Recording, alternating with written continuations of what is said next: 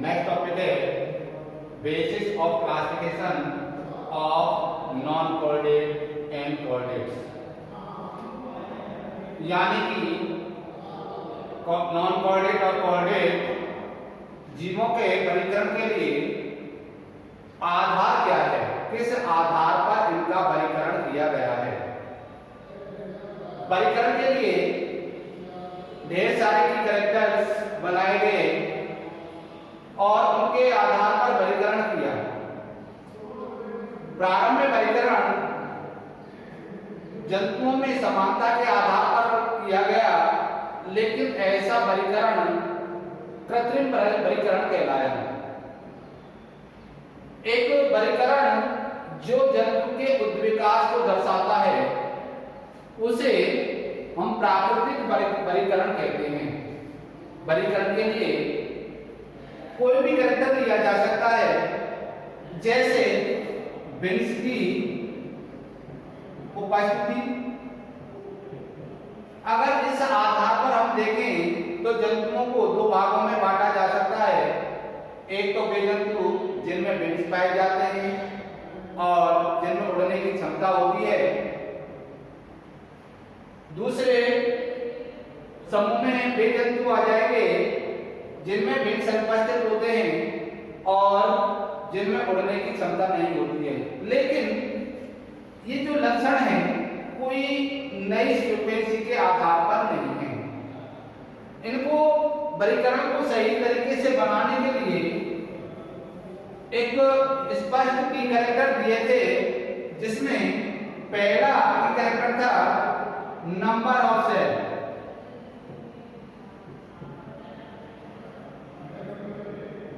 यानी कि जंतुओं में पाए जाने वाली कोशिकाओं की संख्या। इस आधार पर जंतुओं को दो भागों में बांटा। पहला प्रोटोजुआ और दूसरा मेटाजुआ। प्रोटोजुआ के अंतर्गत एक कोशिकीय जीव रखे,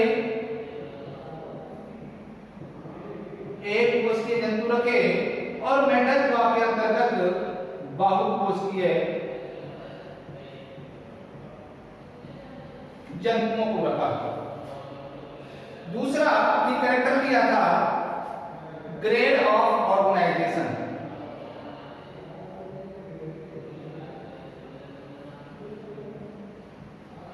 यानी कि जंतु का शारीरिक संगठन। जंतुओं में तीन प्रकार का ऑर्गेनाइजेशन पाया जाता है: सेलुलर लेवल, टिश्यू लेवल और ऑर्गन सिस्टम लेवल। वे जंतु जिनमें कोशिका स्वतंत्र रूप से क्रिया करती है उनको उनके शारीरिक संगठन को हम सेलुलर यानी कि कोशिकीय प्रकार का कहते हैं, जैसे कि पॉलीमेरा में। वे जंतु जिनमें कोशिकाएं आपस में संगठित होकर के टिश्यू का निर्माण करती हैं और कोई टिश्यू किसी फंक्शन को ऑर्गेनाइज करता है, उस ऑर्गेनाइजेशन को हम टिश्यू लेवल का ऑर्गेनाइजेशन कहते हैं। और वे जंतु जिनमें कोई भी कार्य है वह किसी ऑर्गन या तंत्र के द्वारा किया जाता है, उसको हम ऑर्गन सिस्टम ऑर्गेनाइजेशन कहते हैं। इस आधार पर जंतुओं को तीन कैटेगरियों में बांटा। पहला था एग्नोटोजुआ,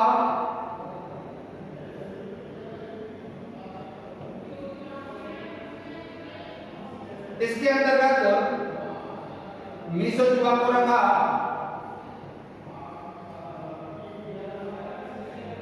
जिसमें वे जंतु आते हैं जो नॉन कोऑर्डिनेट में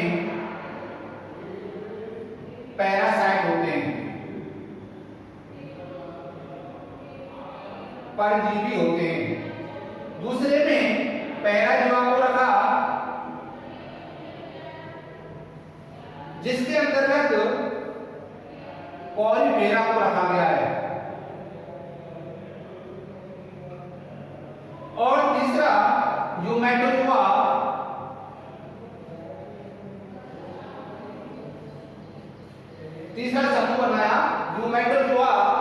जिसके अंतर्गत पॉलीफेरा से उच्च प्राणियों को रखा गया है। तीसरा लक्षण है सिमेट्री।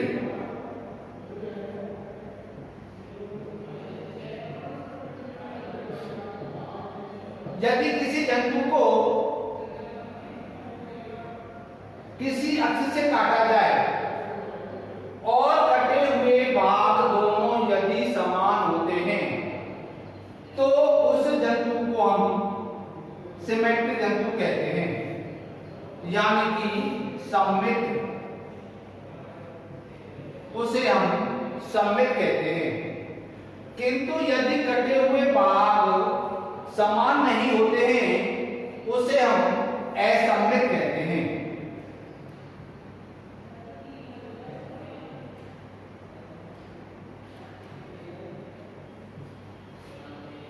इस आधार पर जंतुओं में चार प्रकार की चार भागों में बांटा गया है। असममित,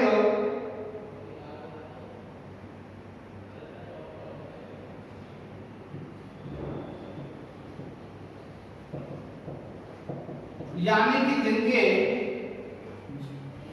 कटे हुए भाग बराबर नहीं होते, और दूसरा ग्रुप होता है सममित, जिनमें समिति है वो तीन प्रकार की होती हैं, स्फेरिकल, रेडियल और बायलेटरल।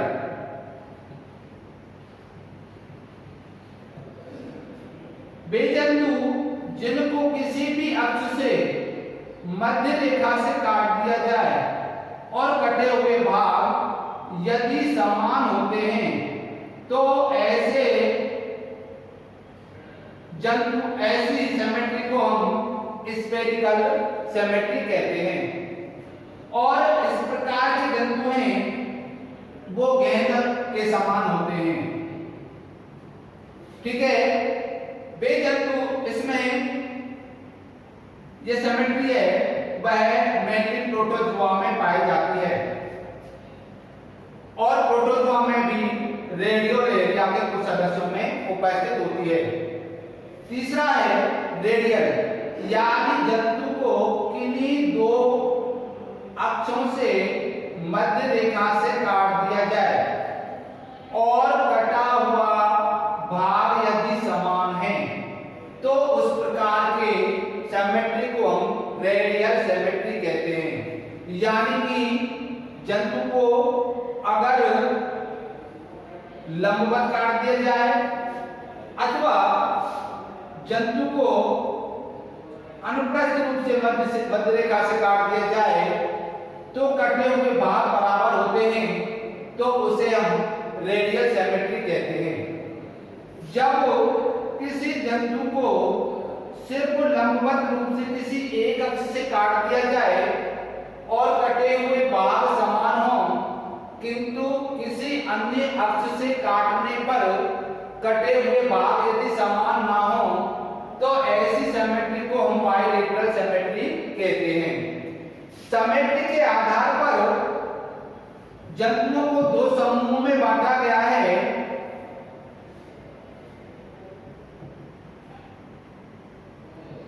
यूमेटोजोआ को दो समूह में बांटा गया है। पहला है रेडिएटा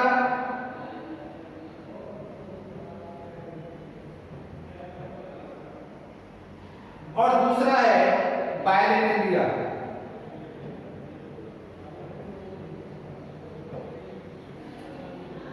रेडिएटा के अंतर्गत निडोपोरा, निडेरिया और टिनोपोरा को रखा गया है, और बाकी के जंतु जो प्लेटिहेल्मिंथिस में हैं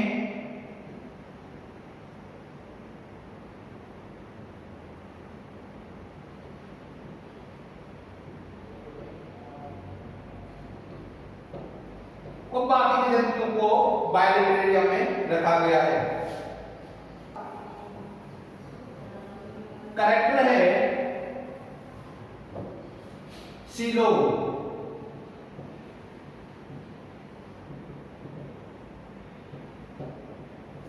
भ्रूणीय विकास के दौरान पूरक भवन के समय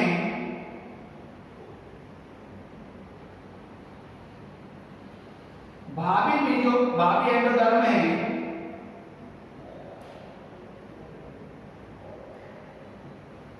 वह पूरक गुहा के अंदर प्रवेश करती है और एक नई गुहा का निर्माण हो जाता है जिसे हम आर्कियन कहते हैं।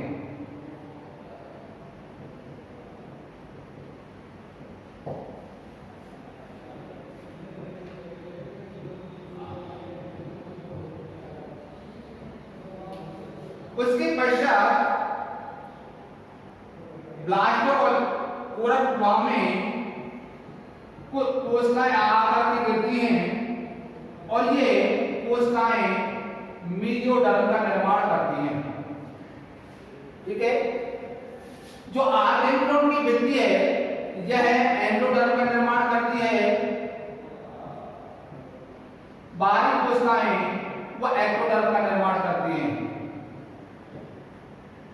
एंडोडर्म आहार नाल का निर्माण करती है और मेसोडर्म से अंतरांगों का निर्माण होता है, अन्य अंतरांगों का निर्माण। अब आइए देखवा क्या है, सीलोम क्या है कि आहार नाल और बाह्य भित्ति के मध्य में, ये आहार नाल और ये बाह्य भित्ति के मध्य में जो रिक्त स्थान पाया जाता है और जो मेसोडर्म द्वारा आश्रित होता है उसे हम देखवा कहते हैं। यानी आहार नाल एवं बाह्य भित्ति के मध्य में वह स्थान जो मेसोडर्म द्वारा आश्रित होता है उसे हम सीलोम या देखवा कहते हैं। देखवा के आधार पर जंतु 3 प्रकार के होते हैं।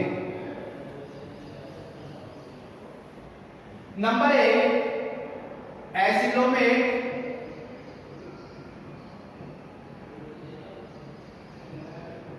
नंबर 2 स्यूडोसिलोमेट,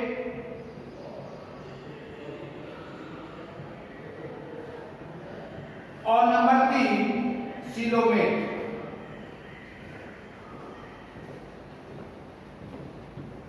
एसिलोमेट में यानी ऐसे जंतु जिनमें देह गुहा अनुपस्थित होती है, यानी ये कोशिकाओं से पूरा भरा हुआ भाग पाया जाता है, कोई भी रिक्त स्थान यानी कि गुहा नहीं होती है। दूसरे जंतु होते हैं स्यूडोसिलोमेट, वे जंतु जिनमें देह गुहा आंशिक रूप से पाई जाती है जगह जगह पर छिद्रित अवस्था में और मेसोडर्म द्वारा आश्रित होती है।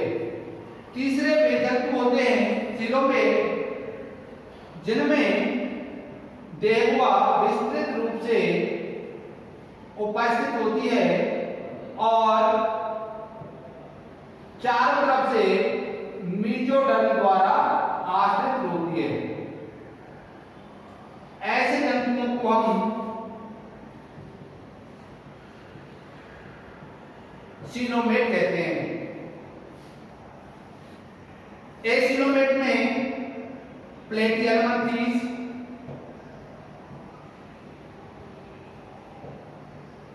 जंतुओं को रखते हैं।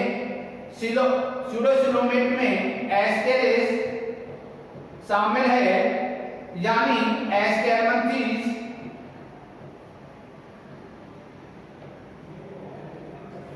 और सिलोमेट में एस्केरमंथीस से